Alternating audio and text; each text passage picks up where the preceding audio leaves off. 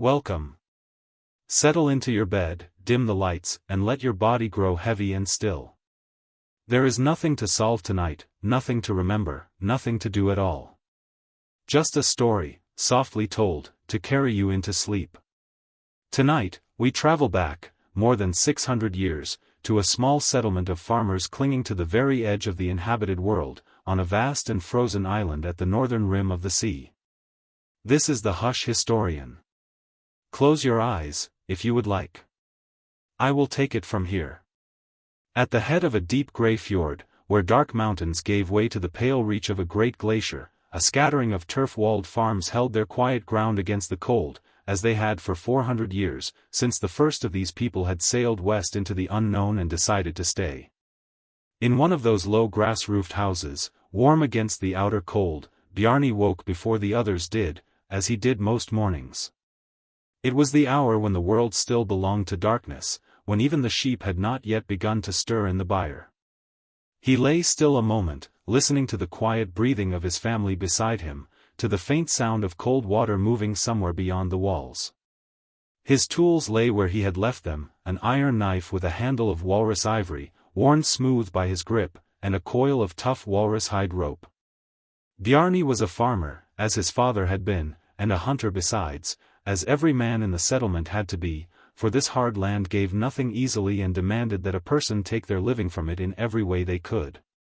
He rose quietly and stepped out into the cold morning air, and began the walk he had walked 10,000 times, across the frost-touched grass toward the shore. The fjord stretched dark and still before him, the mountains rising sharp on either side, the great glacier glowing faintly at the valley's head, pale and patient in the last of the night. Above the settlement, on a rise overlooking the water, stood the church, built of stone and turf with more care than any other building in the settlement, the finest thing these people had made in this place, a small piece of the distant homeland they had never seen, raised stubbornly at the edge of the ice. By the time Bjarni turned back toward home, the settlement had begun to wake, thin smoke rising from a dozen grass roofs, the low sounds of a community stirring against the cold, sheep beginning to move on the thin green shore where the pasture met the water. Inside their house, Gudrid knelt beside the low central hearth, coaxing the fire back to life with the patient breath of long habit, the warm firelight pushing back against the pale cold light that fell through the smoke hole above. She did not need to ask where Bjarni had gone. She had known the answer for as long as she had known him. The morning meal was simple: dried fish, a hard flatbread made from the little grain they could trade for, a bowl of milk from the cattle they kept through the long winters at great cost. It was not an abundant table, but the land at the edge of the ice rarely offered abundance, and they had learned long ago that steadiness mattered far more than plenty. Their son Leif was already awake and restless, running along the grassy shore among the grazing sheep the way boys do, delighted by the cold bright morning. He was 10 years old enough now to help with the animals and the hay, young enough still to find the whole hard land a place made for his play. Later that morning, Bjarni joined the others in the home field, where the whole household turned to the year's most important labor, the cutting and gathering of hay. Everything depended on this thin green harvest, for it was the hay alone that would carry the precious cattle through the long dark months when nothing grew and the animals could not be let out to graze. He worked with a hand scythe through the short sparse grass, and noticed, as he had noticed for several years now, how thin the hay came in against the memory of richer harvests, the cutting seeming to yield a little less each summer, the green strip of usable pasture pressed a little narrower between the cold water and the barren rock. The cattle and sheep grazed nearby on that same narrow pasture, fewer of them now than the settlement had once kept, the herds quietly reduced across recent hard years as the hay to feed them through winter grew harder to gather in sufficient amount. It was not a crisis. It was only a slow and steady tightening, the kind a person could live alongside for years without ever quite naming it. Bjarni brought Leif with him that afternoon to inspect the turf wall of the byre where the animals would shelter through the winter, teaching the boy how to judge its soundness, how to patch where the frost had worked it loose, the same patient knowledge his own father had once taught him on this same cold ground. He crouched beside his son at the fence and let the boy's smaller hands rest beside his own on the weathered rail, passing forward, without quite speaking of it, the whole hard shape of a life lived at the edge of the possible, a way of surviving this land that had been handed down through 400 years of fathers and sons. His father Eirik sat, as he often did now, on the stone bench outside the house, wrapped in a heavy cloak against a cold that seemed to reach him more deeply each passing year, looking out over the fjord he had watched across the whole long span of his life. He carried the settlement's memory the way the glacier carried its ancient ice, patiently, without complaint. When Bjarni sat with him that evening, Eirik spoke, as he increasingly did, of the settlement as it had been in his own younger years. The pastures reached further then, he said. The winters broke sooner. And the ships came, Bjarni. Every year, or near enough, the ships came from Norway, and we were not so alone at the edge of the world as we have become. Bjarni had heard this telling many times, and did not doubt it, though the world his father described had already begun to fade before Bjarni's own birth, so that he knew the ships and the warmer summers less as memory and more as a kind of inherited story, a better world glimpsed only through an old man's careful remembering.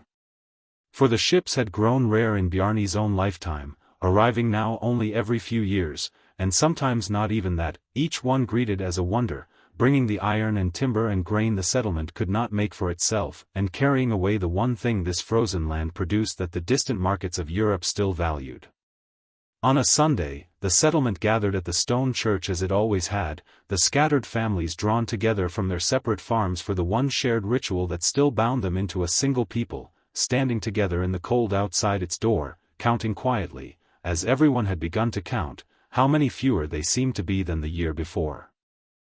As the short summer turned, Bjarni prepared for the long journey north, the hunting voyage that the whole settlement depended upon, loading a small open boat on the shore with supplies for the many weeks the hunters would spend far up the barren coast in search of their quarry. It was hard and dangerous work, but it was the work that kept the settlement alive, and no one questioned the need for it. The boat rowed north for days along a stark and lonely coastline, ice-streaked cliffs rising on one side, drifting floes crowding the grey water on the other, the small vessel and its handful of men tiny against the immense and indifferent cold of the northern sea. Bjarni had made this journey many times, and it never grew easier, and he never grew used to the vast lonely silence of that frozen coast. At last they reached the hunting grounds, a remote rocky shore where the walruses hauled out in their great heavy numbers, and the hunters approached with the careful practiced skill their survival required, for these animals were the settlement's one link to the world that lay beyond the ice, the source of the single good that distant Europe still wanted from this forgotten land.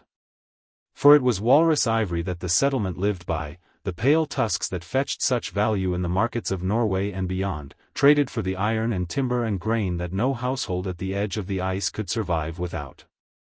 Bjarni held a fresh tusk in his gloved hand and knew its worth precisely, knew that the whole fragile arrangement of their lives depended on this cold and difficult harvest.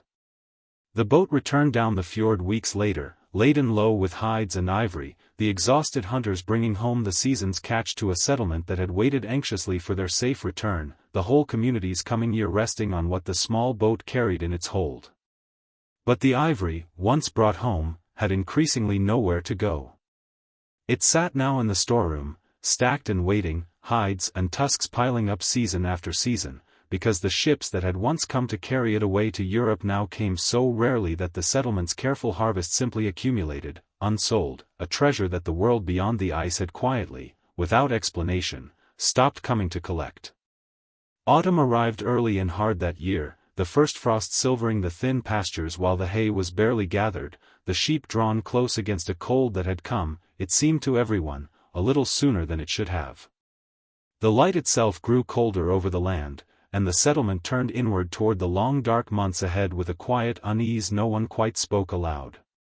Thora, who farmed the neighboring land, gathered with the other settlers in worried conversation outside her door, the talk turning now, as it turned more often each season, to the ships that did not come, the harvests that came in thin, the slow and unmistakable sense that the world was somehow drawing away from them, leaving them ever more alone at the edge of everything. Across the water one grey afternoon, Bjarni saw them, a small group of the Thule people moving along the far shore in their light skin boats, hunting the sea with a skill and ease his own people had never learned, thriving on the same cold land that pressed harder on the Norse farms with each passing year, living proof that this country could be survived, though not perhaps, in the way his people had always insisted on trying to survive it.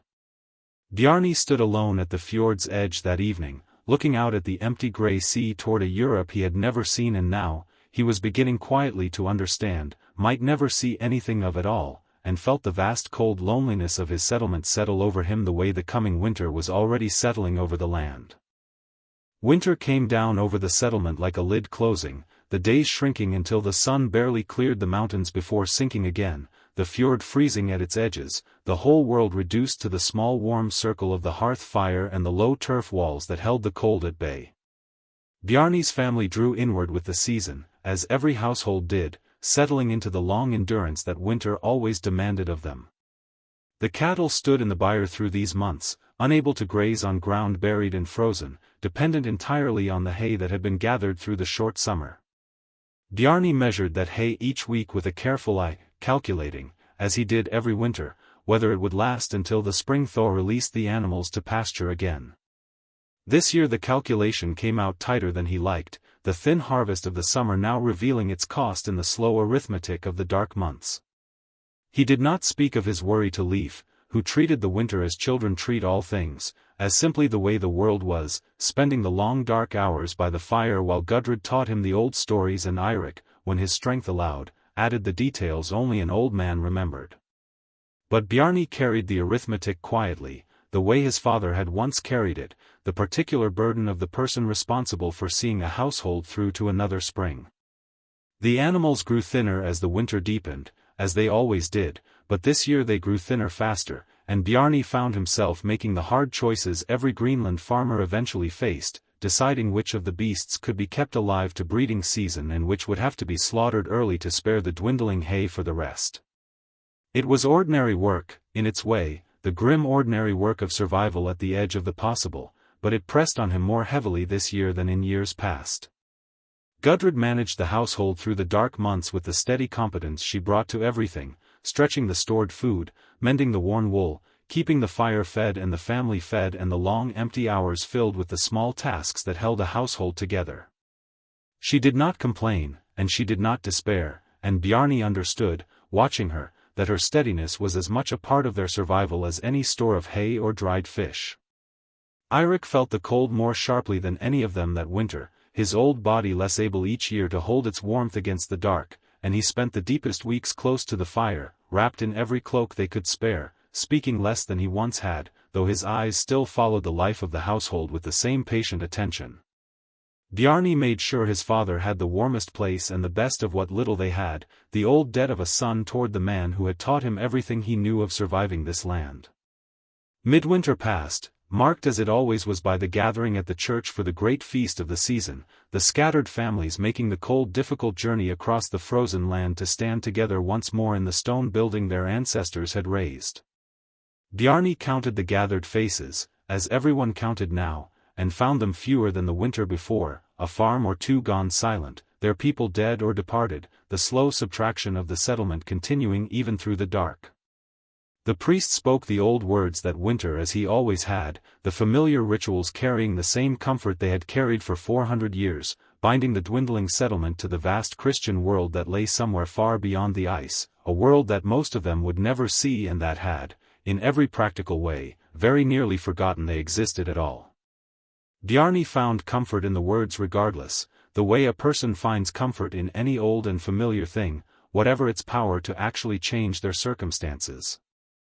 And so the settlement endured the long dark as it had always endured it, hearth by hearth, family by family, holding to the small warmth and the old rituals and the stubborn refusal to be beaten by a cold that pressed harder each year, waiting, as they had waited through 4 centuries of winters, for the slow return of the light and the release of another uncertain spring. Bjarni lay beside Gudrid in the dark of the longest nights, listening to the wind work at the turf walls, and held to the same stubborn hope his ancestors had held, that this land, however hard, could still be lived upon, if a person was only stubborn enough to keep trying. It was in the coldest depth of that winter that the sickness came, as it sometimes did in the dark months when people were crowded close in their houses and weakened by the thin winter fare, moving quietly from farm to farm across the frozen settlement, taking mostly the very old and the very young, as such sicknesses always did. Bjarni first heard of it through the sparse winter visits between farms, word that this household or that had a fever they could not break. He watched his own family with a new and sharpened fear after that, alert to every cough, every flush of heat, knowing how little any of them could do against a sickness if it came, so far from any help beyond what a neighbor's knowledge of old remedies could offer. Gudrid brewed the traditional cures from the few dried herbs she kept, and they took the small precautions people took, and they waited, as everyone waited, to see where the sickness would fall. It fell, in the end, on Eirik, as perhaps Bjarni had known in some quiet part of himself that it would, the old man's long-declining strength offering little resistance when the fever finally reached their farm. Bjarni and Gudrid tended him through the worst of it, keeping him warm, coaxing what little broth into him he would take, sitting with him through the long dark hours when the fever burned hottest and his old mind wandered back through the decades to years none of the rest of them had lived to see. He spoke, in those wandering hours, of the ships that had come every summer in his boyhood, of pastures greener than any Bjarni had known, of a settlement fuller and warmer and less alone than the one his son now struggled to hold together. He spoke of his own father, and of the crossing his grandfather had made from Iceland into the unknown Western Sea, the whole long memory of the settlement passing through his fevered words like water through a failing dam. Bjarni sat with him through those hours and listened, and understood that he was hearing, perhaps for the last time, the full living memory of everything his people had been in this place, the entire 400-year story held in one old man's fading mind, soon to be gone in a way that no telling could ever fully replace. He tried to hold every word, knowing even as he tried that a son can never quite keep the whole of what a father carries. Eirik died before the deepest cold had broken, quietly, in the night, with Bjarni's hand resting on his thin shoulder and Gudrid close beside them both, an old man reaching the end of a long life lived entirely at the edge of the world, his passing marked by no great ceremony beyond the grief of the family gathered around him and the quiet knowledge that something more than a single life had ended with him. They could not bury him properly until the spring, when the frozen ground would finally soften enough to receive him, and so they kept him through the remaining weeks of winter in the old way the settlement had always kept its winter dead, and Bjarni carried the strange doubled weight of a grief he could not yet lay to rest, his father present and absent at once through those final cold weeks. When at last the spring came and the ground yielded, they buried Eirik in the churchyard beside the stone church, in the same cold earth that held 400 years of his people, and the priest spoke the old words over him, and the dwindling settlement gathered once more to mark the passing of one of its eldest, one more subtraction from a community that could ill afford to lose the memory its old ones carried. Bjarni stood at the graveside with Leif beside him, and felt the particular loneliness of becoming, now, himself the older generation, the one who would have to carry the memory forward, however much of it he had managed to keep. And he understood, standing there in the thin spring light, that his father had been right about more than the ships and the pastures, that the settlement really was drawing down toward some ending none of them could quite see but all of them had begun to feel, and that the memory Eirik had carried, of a fuller and warmer and less lonely world, was now one more thing the settlement had lost and would not get back. The spring that followed Eirik's burial came late and grudging, the thaw holding off far longer than it should have, the pastures greening slowly and thinly when they finally greened at all.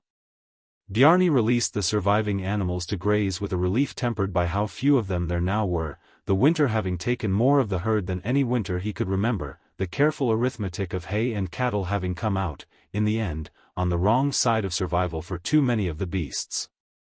He walked the pastures in that thin spring and read the land the way his father had taught him to, and did not like what he read. The grass came shorter than it had in his boyhood, the growing season pressed a little narrower at both ends, the frost lingering later into the spring and returning earlier in the autumn, squeezing the brief window in which the settlement could gather the hay its animals needed. It was not a single bad year. It was a pattern, deepening slowly across his whole lifetime, and now, without his father to remember the fuller years, Bjarni felt himself becoming the keeper of that knowledge. The settlement assessed itself that spring, as it did every spring, the families making their sparse visits across the reviving land to learn who had survived the winter and who had not, and the count came in worse than the year before. 2 more farms stood silent now, their people gone, whether dead in the winter sickness or quietly departed no one could always say. The living gathered the news of the dead and the vanished with the weary resignation of people who had grown used to subtraction. Bjarni found himself thinking often, that spring, of the Thule people he had seen across the water the autumn before, moving so easily along the same coast that pressed ever harder on his own people's farms. They did not keep cattle that needed hay. They did not depend on ships from a homeland that had forgotten them. They took their whole living from the sea and the ice directly, in ways his people had never learned and had always, in some unspoken way, held themselves above learning.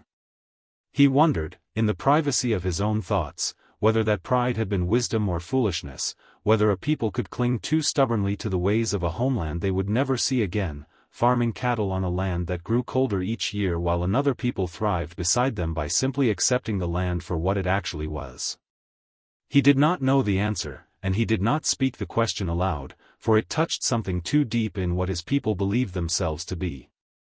Gudrid, practical as always, turned the spring toward the work that had to be done regardless of any larger uncertainty, the planting of what little could be planted, the tending of the surviving animals, the endless mending and preparing that a household required. Leif worked beside them now with the growing competence of a boy becoming genuinely useful, and Bjarni found some comfort in watching his son take up the work, even as he wondered, more than he ever had before, what kind of future that work was actually preparing the boy for. The church still gathered them on Sundays, though the gatherings grew smaller, and the priest himself had grown old, with no younger man trained to replace him when he was gone, another quiet subtraction waiting in the settlement's future, the loss not just of a man but of the whole ritual world he maintained, the last thread binding them to the distant Christian homeland. Bjarni wondered what would become of the church, of the words and the rituals, when there was no longer anyone left who knew how to speak them.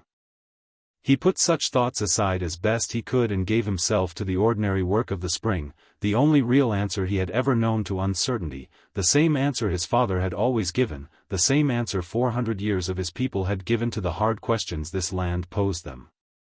There was hay to think of, and animals to tend, and a son to raise, and whatever larger ending might or might not be gathering over the settlement, the small daily work of survival still had to be done, one ordinary spring day at a time. It was Thora's family who first spoke openly of leaving, in the second summer after Eirik's death, gathering the neighboring farmers to tell them what they had decided, that they would take passage on the next ship that came, if a ship came at all, and return east across the sea to Iceland, or Norway, or wherever the ship might carry them, to begin again in a land that had not so thoroughly forgotten how to feed its people. The announcement did not shock anyone, for the thought had lived unspoken in the settlement for years, but hearing it said aloud gave it a new and heavier reality, the acknowledgement that some among them had finally judged the settlement's long decline to be beyond saving, that the wiser course now was not endurance but escape. Bjarni listened to Thora explain her family's reasoning and found he could not argue with any of it, though something in him resisted the conclusion all the same. They spoke, those who wished to leave, of the practical case for going, the failing harvests, the vanished trade, the sickness that took more each winter, the simple mathematics of a settlement growing too small to sustain itself, too small to defend its farms, too small to keep its church and its craftsmen and all the knowledge a community needed to survive.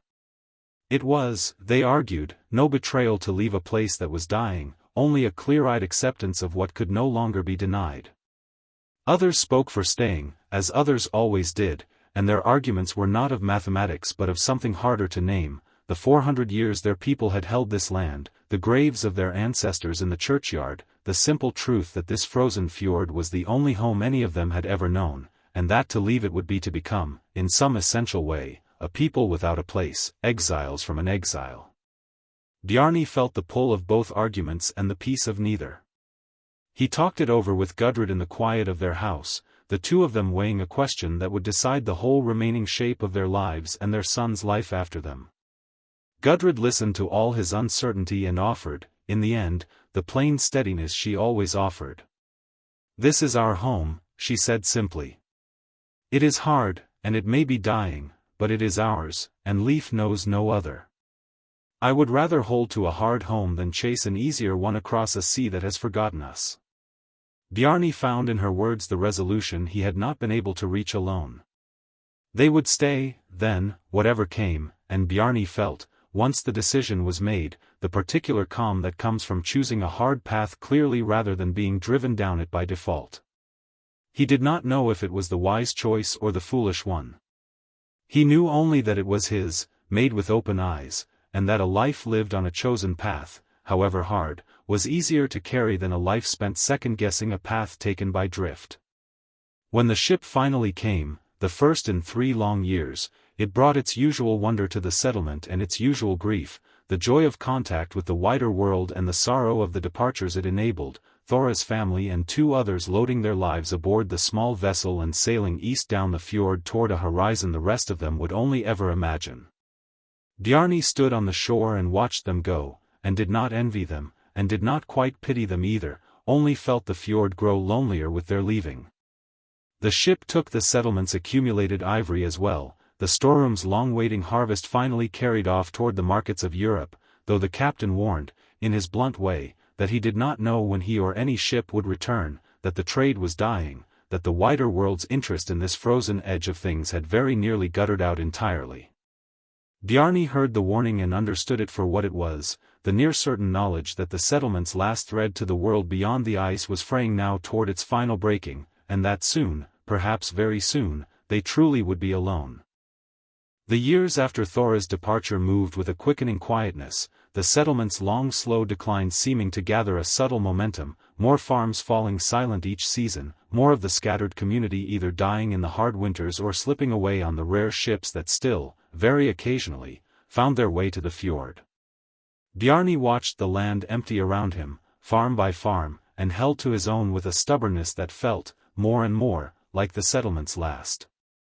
Leif grew into a young man through these years, strong and capable, having learned from his father everything the land could teach about surviving it, and Bjarni felt the old familiar pride watching his son take up the full work of the farm, tempered now by a deeper uncertainty than any his own father had known, the growing question of whether there would be any settlement left for Leif to inherit, any community for him to marry into, any future here at all worth the inheriting.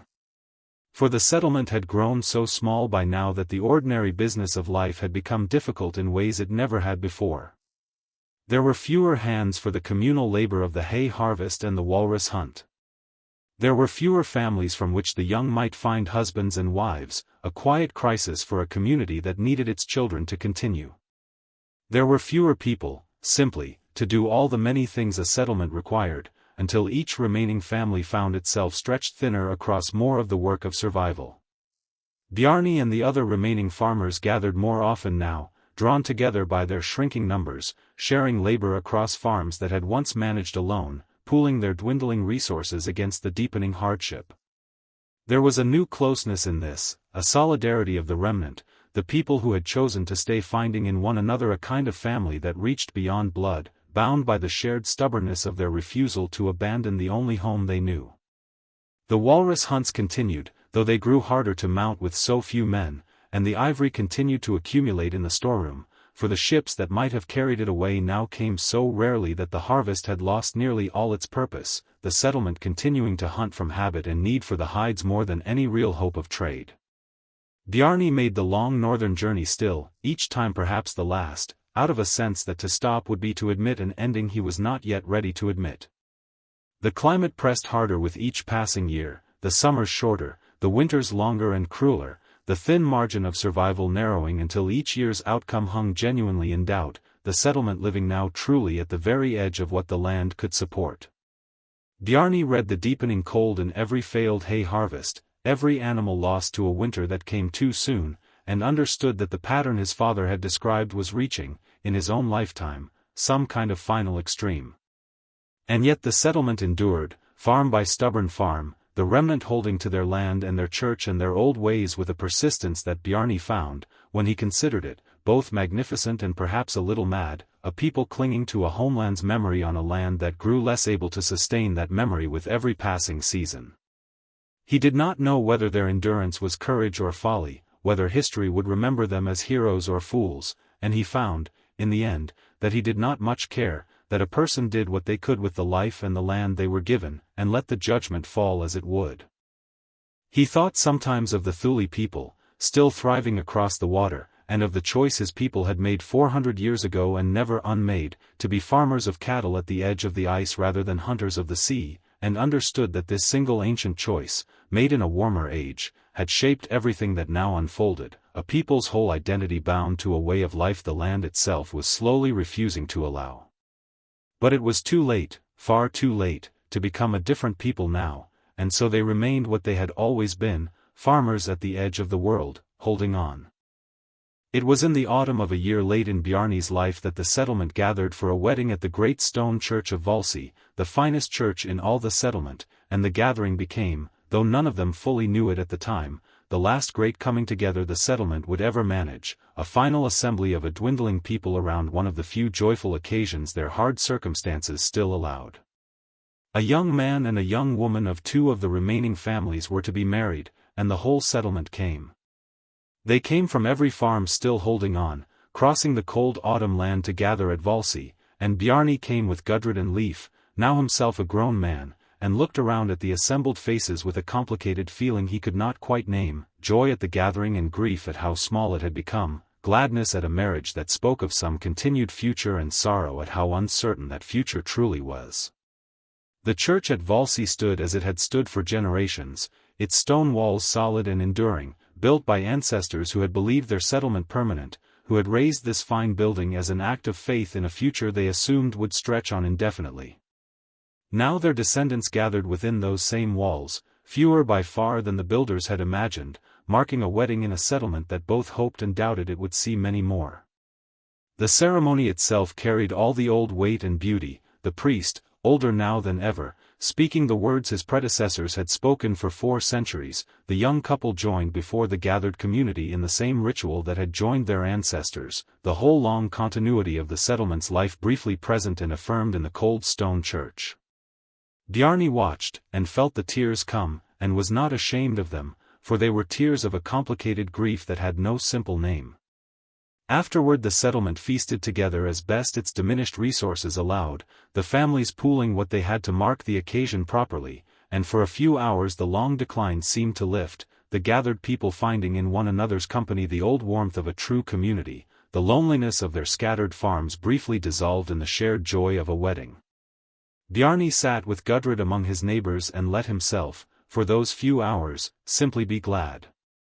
He talked long into that evening with the other elders of the settlement, the men and women who, like himself, had chosen to stay, and found in their conversation the deep and wordless understanding of people who have made the same hard choice together, who have held to the same dying land for the same unnameable reasons. They did not speak much of the future. There seemed little use in it. They spoke instead of the past, of the settlement as it had been, keeping its memory alive among themselves the way Eirik had once kept it alive for Bjarni.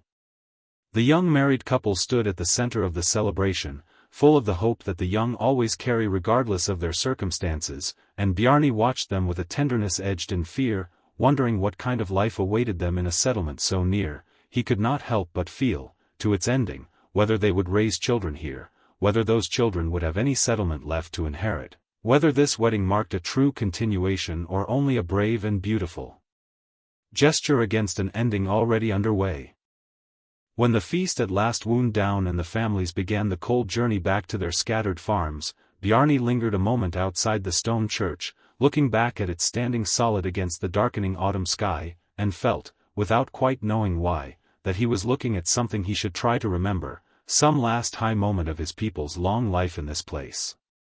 He did not know it would be the last such gathering. But some part of him, standing there in the cold, seemed to understand it all the same, and he held the sight of the lit church full of his gathered people as long as he could before turning at last for home. The winters that followed the wedding at Hvalsey were the hardest the settlement had ever known, the cold pressing down with a severity that broke through even 400 years of hard-won endurance, the summers barely warming the land at all before the frost returned, the hay harvests failing now in a way that left the animals starving in their byres through the endless dark. Bjarni fought through those winters with everything he had, and watched, despite everything, his farm and his settlement draw down toward an ending he could no longer pretend was distant. The community shrank with a terrible steadiness through these years, the hard winters and the failing farms taking family after family, some dying where they had always lived, others making the desperate choice to leave on the increasingly mythical ships, until the settlement that had once numbered in the thousands had become a scattered handful of stubborn farms holding on against a cold that seemed determined, at last, to reclaim the land entirely.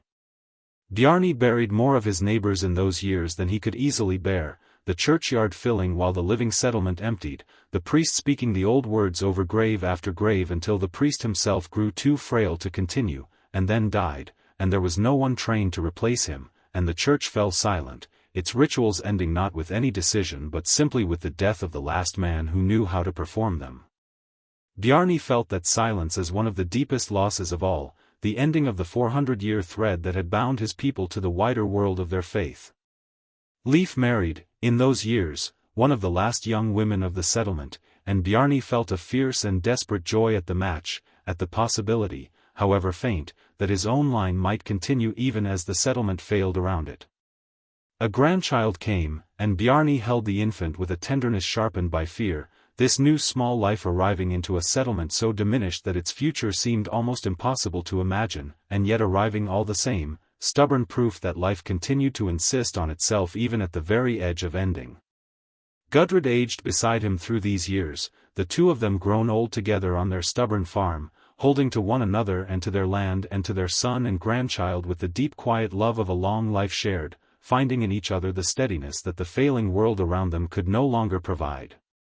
Bjarni looked at his wife in the firelight of those late winters and felt, whatever else was ending, an immense and simple gratitude for the life they had built together in this hard place. The ship stopped coming entirely, at some point in those final years, though no one could say exactly when, for there was no announcement, no final ship that declared itself the last. There was only the slow realization, dawning gradually across successive summers, that the fjord's mouth had stayed empty for longer than ever before, that the wider world had finally, completely, without a word, let go of them, that they were now truly and utterly alone at the edge of everything, a people the world had simply forgotten. Bjarni received this knowledge the way he had received every hard truth of his long life, quietly, without protest, folding it into the ongoing work of survival that continued regardless of how alone they had become. There was still hay to gather while any hay would grow. There were still animals to tend while any survived. There was still a family to hold together, a grandchild to raise, a farm to work, and Bjarni gave himself to these things as he always had, the small daily labors that remained meaningful even as the larger world of the settlement dissolved around them. And in the quiet of the long nights, lying beside Gudrid while the wind worked at the turf walls as it had worked at them his whole life long, Bjarni sometimes let himself remember his father Eirik's tellings of the warmer, fuller, less lonely world of the settlement's earlier days, and understood that he had now become, himself, the last keeper of an even longer memory, the memory of the whole 400-year life of his people in this place, soon to end with him and the few others who still remained, a memory that would vanish, when they vanished, as completely as if it had never been. In the final years, the settlement had contracted to just a few farms, Bjarni's among them, a tiny remnant of the great community that had once filled the fjords, holding on through a cold that had become almost unimaginable, a handful of aging people and their few children and grandchildren clinging to the land with a persistence that had long since passed beyond reason into something more like pure, stubborn love of home. Bjarni was old now, his strength failing, his farm worked increasingly by Leif and the grandchildren, but he refused to leave the land he had held his whole life. The remaining families drew closer than ever in those final years, the few surviving farms functioning almost as a single extended household, sharing everything, laboring together, holding one another up against a hardship that no single family could have survived alone. There was a beauty in this final closeness that Bjarni had not expected, the settlement's long decline having stripped away everything except the essential human bonds, leaving the remnant more truly a community, in some ways, than it had been in its crowded prosperous years. They spoke, in those final gatherings, of what would become of them, though there were no good answers left to speak of. To leave was nearly impossible now, with no ships coming and no strength left in the aging remnant for the desperate crossing that departure would require. To stay was to face, honestly, the real possibility that they were the last, that the settlement would end with them, that when they died there would be no one left to continue, and Greenland would return to the Thule people and the ice, the 400-year Norse presence fading entirely from the land. Bjarni made a kind of peace with this possibility in his final years, the peace that comes to the very old who have seen enough of endings to understand them, who have buried enough of those they loved to know that continuation was never guaranteed to anyone, that the only real question was whether a life had been lived well while it lasted, whatever came after. And his life, he judged, in the honest accounting of his last years, had been lived well, hard but good, full of love and labor and belonging to a place, and he found he could not ask for much more than that. He watched his grandchildren grow in those final years with a tenderness free, now, of the fear that had once accompanied it, for he had passed beyond fear into acceptance, understanding that whatever future awaited them was beyond his power to secure, that he could only love them while he was able and trust the rest to forces larger than himself. They were beautiful children, hardy and bright, shaped by the hard land into something strong, and Bjarni took a simple joy in them that needed no hope for the future to justify it. The Thule people remained across the water and beyond, thriving still on the land that had defeated the Norse farms, and in his final years Bjarni felt none of the old pride that had once kept his people apart from them, only a kind of rueful respect, an acknowledgement that they had understood something his own people never had, or had understood it too late to matter. He wondered, sometimes, whether any of the settlement's blood might yet continue among them, whether some who had left the farms had gone not east across the sea but out onto the ice, joining the people who actually knew how to live there, and he found the thought oddly comforting, the possibility that his people might survive not as themselves but as part of something else. Gudrid died first, in the end, as the very old sometimes seem to choose, slipping away quietly in her sleep one winter night with Bjarni beside her, and Bjarni buried his wife of a lifetime in the churchyard where his father lay, where 400 years of his people lay, and felt the last great grief of his long life settle over him with a weight he no longer had the strength to resist.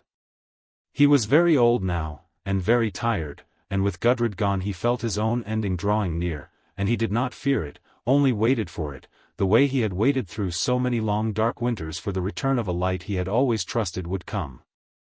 Bjarni died in the spring, in the house he had lived in his whole life, surrounded by his son and his grandchildren, an old man reaching the end of a long life lived entirely at the edge of the world, the last keeper of the settlement's oldest memory passing quietly out of a settlement itself very near its end.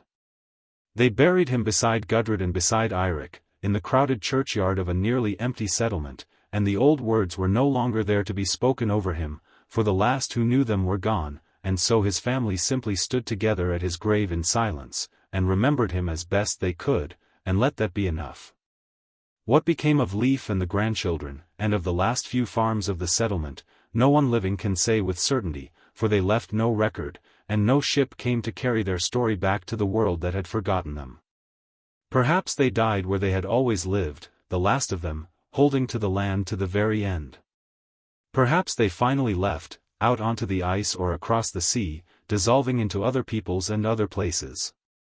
The settlement simply ends, in the historical record, in silence, the last written trace of the Greenland Norse being that wedding at Hvalsey, and after it, nothing at all. Centuries passed over the empty fjords, the turf farmhouses slowly collapsing back into the earth from which they had been raised, the pastures returning to wild tundra, the stone church at Hvalsey standing on, roofless now and empty, the finest and most enduring thing the settlement had made, holding its solitary watch over a fjord where no Norse voice would be heard again. The ice that the settlement had struggled against for 400 years reclaimed the land entirely, patient and indifferent, as it had always been. When people came again to those fjords, long centuries later, they came as scholars and searchers, drawn by the mystery of the vanished settlement, the Norse Greenlanders who had lived at the edge of the world for 400 years and then simply disappeared, leaving behind their collapsed farms and their roofless church and their crowded churchyards and the endless, unanswerable question of exactly how and why they had ended. The mystery drew them, as such mysteries always draw, the sheer human weight of a whole people vanishing without a final word. And the land itself, patient keeper of what people forget, had held the answers in its silent ground, waiting to be read. In the ice, scientists found the record of the great cold that had descended across those centuries, the little ice age that had squeezed the settlement's farms toward failure. In the middens, the old refuse heaps of the farms, they read the slow desperate shift in the settlement's diet as the cold deepened, the growing reliance on the seal and the sea as the cattle failed. In the very bones of the dead, they read the hunger and the hardship of the final years. Piece by patient piece, the scholars reconstructed the long slow story the settlement itself had never written down, the story of a people who had come to a hard land in a warmer age and held to it with magnificent stubbornness as that land turned against them, clinging to the farming ways of a homeland they would never see again while another people thrived beside them, enduring, adapting where they could and refusing to adapt where they could not, until the cold and the isolation and the slow failure of everything they depended upon finally, gradually, brought their 400-year presence to its quiet and undramatic end. Nobody now remembers the name of the last old farmer who chose to stay, nor the name of his wife who called their hard land home, nor the father before them who carried the memory of warmer years, nor the son and grandchildren who vanished at last into a silence history could never quite penetrate. Their names, like nearly all the names of that vanished settlement, were never written down anywhere that survived. But the church at Hvalsey still stands, roofless and enduring, above a fjord that remembers them, and the ice still keeps the long slow record of everything that happened there, the story of an ordinary people who lived and loved and labored at the very edge of the possible, and held on with everything they had, for as long as they possibly could, against an ending that came for them so slowly that no single one of them ever quite saw it arrive. Sleep well. This is the Hush Historian, and I will be here, softly, whenever you need me again.